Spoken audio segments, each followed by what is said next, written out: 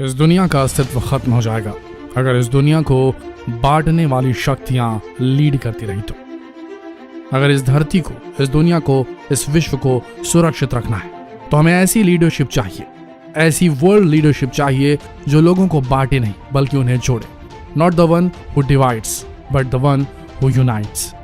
और ऐसा ही कुछ हुआ है अमेरिका में, जहां जो बाइडेन नए प्रेसिडेंट चुने गए हैं। उनका मोटो डिवाइड करना नहीं, यूनाइट करना है। और ये एक अच्छा संकेत है पूरे विश्व के लिए, क्योंकि अमेरिका दुनिया की सबसे बड़ी सुपर पावर मानी जाती है। अगर वहां पर ऐसे लोग विराजमान हो जाए गद्दी पर तो फिर दुनिया का भला होना तय है। आज के इस वीडियो में हम आपको बताएंगे कि जो बाइडेन के यूएस प्रेसिडेंसी के इलेक्शंस में जीतने के बाद क्या असर होगा पूरी दुनिया पर। क्या स्ट्रांग होगा अमेरिका या अमेरिका वीक हो जाएगा? क्यों पूरी दुनिया डरती है अमेरिका से युद्ध लड़ने में, फिर वो रशिया ही क्यों ना हो और चाइना ही क्यों ना हो। ट्रंप के बाद जो नए राष्ट्रपति चुने गए वहां के बाइडेन, उनसे विशेष खार खाए बैठे हैं रशिया के पुतिन और चीन के शी जिनपिंग। वैसे जो बाइडेन ने अपना सॉफ्ट कॉर्नर चीन की तरफ दिखाया जरूर है, लेकिन इसका यह मतलब नहीं कि वो चीनियों को अमेरिकियों पर हावी होने देंगे। आइए जानते हैं क्यों इतना शक्तिशाली बन गया है अमेरिका, क्यों कोई भी उनसे पंगा लेने से पहले 100 बार सोचेगा। यूएस एयरफोर्स को दुनिया का सबसे ताकतवर एयरफोर्स यूं ही नहीं कहा जाता। ऐसा इसलिए है क्योंकि यूएस की एयरफोर्स टेक्नोलॉजी से लैस है, और यही वजह है कि उनके हर लड़ाकू विमान में एडवांस टेक्नोलॉजी है। आज के समय में यूएस के पास 15,000 से ज्यादा लड़ाकू विमान हैं जो अपनी सेवाएं US Navy, US Coast Guard, US Army और यूएस मरीन्स में दे रहे हैं। सन 2017 में यूएस एयरफोर्स ने 5,300 लड़ाकू विमान, 406 बैलिस्टिक मिसाइल्स और 170 मिलिट्री सैटेलाइट्स यूएस एयरफोर्स में शामिल किए थे, जो किसी भी देश से कहीं ज्यादा है। आप सोच के देखिए, 170 मिलिट्री सैटेलाइट्स। हमें तो लगता है कि पूरा विश्व आज अमेरिका की नजर में। इतने सारे उपग्रह होने के बाद तो उनकी आंखें पूरे विश्व पर है, और ऐसे में कोई भी दुश्मन देश अमेरिका पर हमला करने की सोच भी कैसे सकता है। इसके अलावा यूएस एयरफोर्स के पास स्टेल्थ टेक्नोलॉजी के लड़ाकू विमान है। ये वो लड़ाकू विमान है जिनकी आवाज नॉर्मल एयरक्राफ्ट से कहीं ज्यादा कम होती है, और इसके साथ साथ इन्हें कोई भी रडार डिटेक्ट नहीं कर पाता। F-22 रैप्टर और F-35 JSF ऐसे दो लड़ाकू विमान हैं अमेरिका के जो स्टेल्थ टेक्नोलॉजी पर बेस्ड है, और ये एयरक्राफ्ट यूएस एयरफोर्स के खेमे में शामिल है। इसके अलावा यूएस एयरफोर्स के पास सबसे खतरनाक स्टेल्थ टेक्नोलॉजी पर बना हुआ विमान B-2 स्पिरिट है, जो कि इनके बेड़े में शामिल हो चुका है।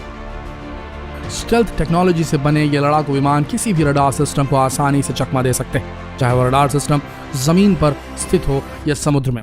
ऐसा इसलिए क्योंकि किसी भी लड़ाकू विमान या किसी भी विमान को डिटेक्ट करने के लिए रडार को RCS यानी कि रडार क्रॉस सेक्शन की जरूरत होती है। RCS से कोई भी रडार सिस्टम अपने सिग्नल को हवा में छोड़ता है, और जब यह सिग्नल उस एयरक्राफ्ट से टकराकर वापस रडार सिस्टम के रिसीवर में आते हैं, तब रडार सिस्टम डिटेक्ट करता है कि वो विमान कौन सा है। लेकिन स्टेल्थ टेक्नोलॉजी पर बने ये विमान ऐसे डिजाइन किए जाते हैं कि रडार से निकलने वाले सिग्नल्स ये विमान अपने अंदर अब्सॉर्ब कर लेते हैं, और जब ये सिग्नल एयरक्राफ्ट अब्सॉर्ब कर लेता है तब कोई भी सिग्नल वापस रडार सिस्टम के पास नहीं जाता, और रडार सिस्टम को ये पता ही नहीं चलता कि उसके ऊपर कोई विमान उड़ रहा है। यूएस एयरफोर्स के पास इसी टेक्नोलॉजी पर बना हुआ F-22 रैप्टर विमान है, जो 83,500 पाउंड तक का वजन आसानी से कैरी कर सकता है। और इस विमान की सबसे हैरान करने वाली बात यह है कि इसका RCS यानी कि रडार क्रॉस सेक्शन सिर्फ और सिर्फ 0.0001 मीटर स्क्वायर है, जिसका सीधा मतलब यह है कि किसी भी रडार सिस्टम को एयरक्राफ्ट बिल्कुल एक छोटे से कीड़े की तरह दिखाई देगा। इन सब के अलावा यूएस एयरफोर्स के पास एक और खतरनाक विमान है जिसका नाम है B-2 बॉम्बर, जो इसी स्टेल्थ टेक्नोलॉजी पर बना हुआ है। ये बेहद घातक है और खतरनाक बॉम्ब वर्षा कर सकता है। अगर मान के चले कि किसी देश का रडार सिस्टम स्टेल्थ टेक्नोलॉजी पर बने इन लड़ाकू विमानों को डिटेक्ट कर भी लेता है, तो भी उस पर मिसाइल दागना इतना आसान नहीं होगा। ऐसा इसलिए क्योंकि इन विमानों में लगी हुई ये टेक्नोलॉजी गाइडेड मिसाइल को अपने टारगेट से भटकाने की क्षमता भी रखती है। यही वजह है कि दुनिया भर के ताकतवर देश जैसे कि चाइना और रशिया इस तरह की टेक्नोलॉजी पर अपने भी लड़ाकू विमानों को इसी टेक्नोलॉजी पर बनाने पर लगे हुए हैं। चाइना की बात करें तो आज चाइना के पास स्टेल्थ टेक्नोलॉजी पर बने हुए दो सबसे महत्वपूर्ण लड़ाकू विमान हैं, जिनके नाम हैं चेंगडू J-20 और सुखोई Su-57।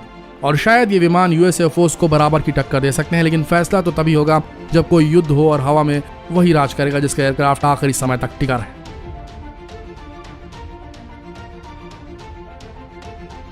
यूएस मिलिट्री की दूसरी सबसे बड़ी ताकत है उसकी नेवी, और खासकर यूएस नेवी के सुपर कैरियर्स। आज के समय यूएस नेवी के पास 11 निमित्ज क्लास सुपर कैरियर है, जो पूरी तरीके से न्यूक्लियर वेपन से लैस है। और आपको ये बात जानकर हैरानी होगी कि यूएस नेवी के ये सुपर कैरियर्स दुनिया के सबसे बड़े कैरियर्स में से एक है। ऐसा इसलिए क्योंकि यूएस नेवी के ये सुपर कैरियर्स 1 लाख टन तक का भार लेकर आसानी से समुद्र में तैर सकते हैं और इसके अलावा ये 70 लड़ाकू विमान भी कैरी कर सकते हैं। कुल मिलाकर देखा जाए तो ये समुद्र में तैरता हुआ एक छोटा सा शहर है जिसका खुद का एक एयरपोर्ट हो। वैसे निमित्ज क्लास सुपर कैरियर में सुरक्षा के लिहाज से कई तरह के हथियार लगे हुए हैं तो इनकी सुरक्षा के लिए काफी, लेकिन जिस तरीके से इन सुपर कैरियर्स की सुरक्षा की जाती है वो कुछ ज्यादा ही हैरान करने वाली है। इन कैरियर्स की सुरक्षा करने के लिए इन कैरियर्स के साथ साथ गाइडेड मिसाइल के क्रूज शिप चलते हैं, डिस्ट्रॉयर्स का अपना एक समूह चलता है, कैरियर्स के नीचे अटैक सबमरीन्स इनके साथ साथ चलते रहते हैं और इन सब के अलावा इन्हें सपोर्ट देने के लिए इनके साथ साथ दूसरे जहाज भी इनके बेड़े में शामिल हो जाते हैं। मतलब ये पूरा का पूरा शहर आक्रमण करने के लिए रेडी है। कुछ ऐसा होता है समुद्र के ऊपर तैरते इन खतरनाक निमित्ज क्लास सुपर कैरियर से।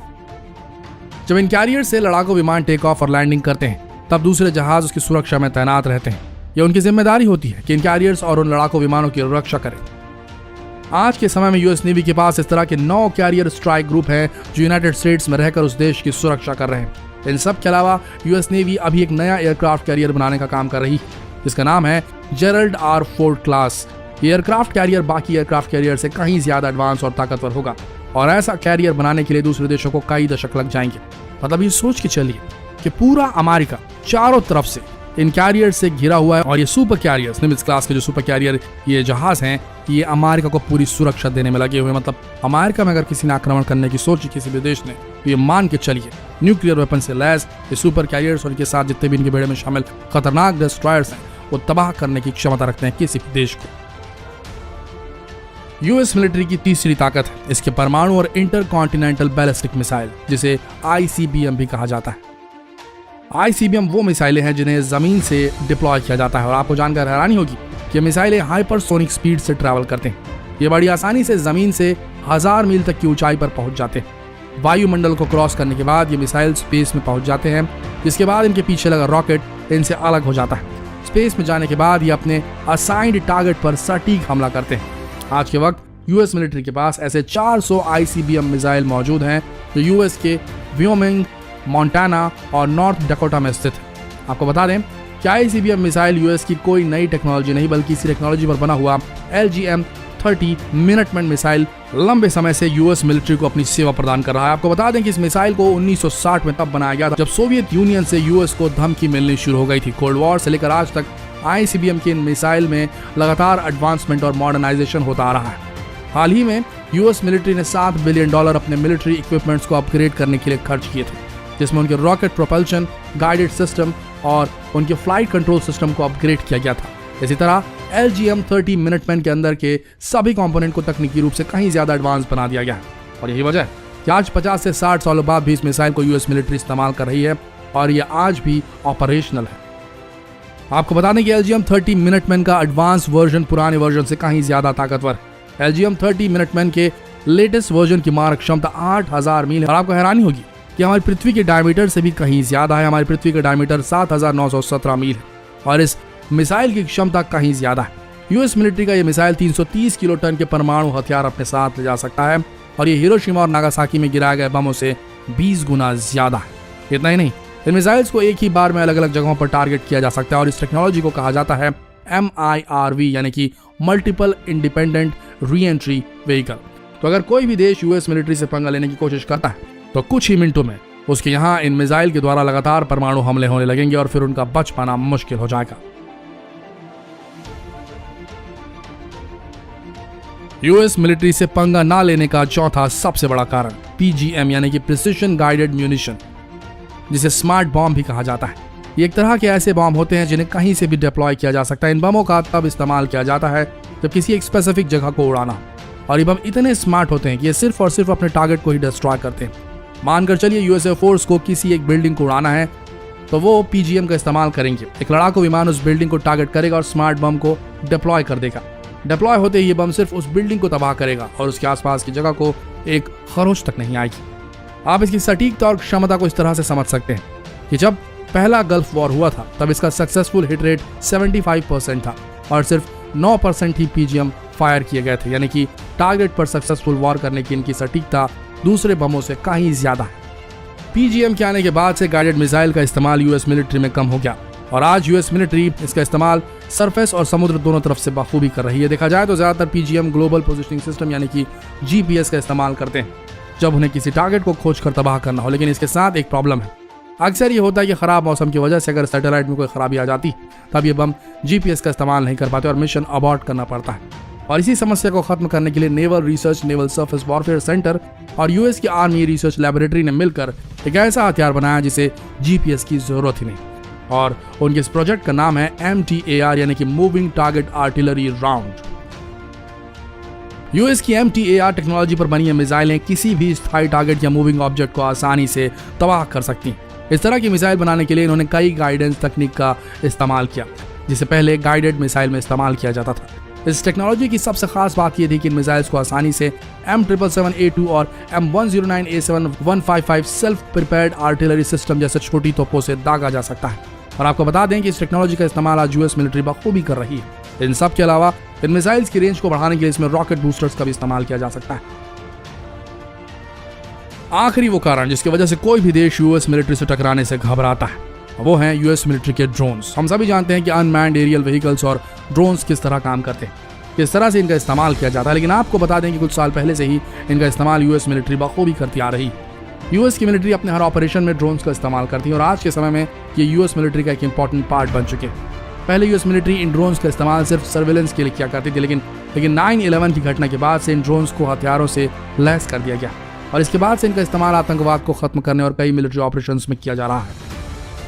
ऐसा अनुमान लगाया जा रहा है कि आने वाले दशक में यूएस मिलिट्री 1000 से कहीं ज्यादा ऐसे ड्रोनों का इस्तेमाल करने वाली हैं जिनकी टेक्नोलॉजी सबसे अलग होगी और उन्हें बीट कर पाना आसान नहीं होगा।